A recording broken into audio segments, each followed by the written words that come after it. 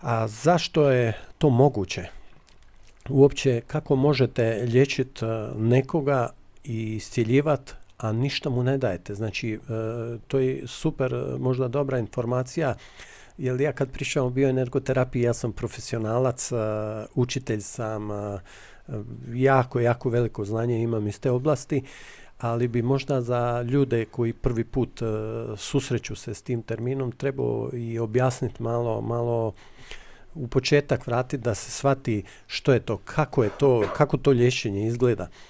To je liječenje gdje se daje energija koja nije moja, jer ljudi dođu i kažu, ova ima dobru energiju, ona ima lošu i on mene može liječiti zato što liječi sa svojom.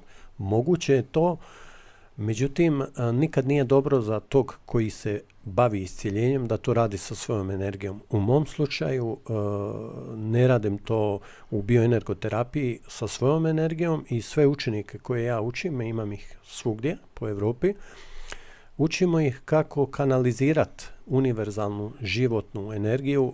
Mi ovdje u Europi je poznajemo pod imenom bioenergija.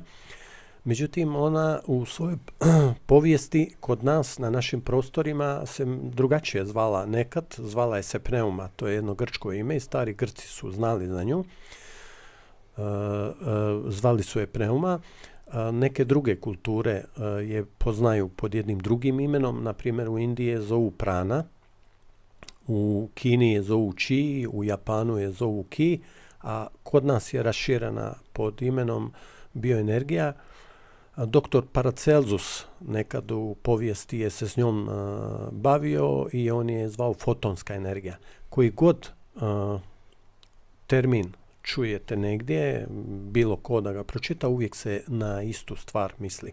U osnovi je to bioenergija, a bioenergija je fundamentalna životna sila od koje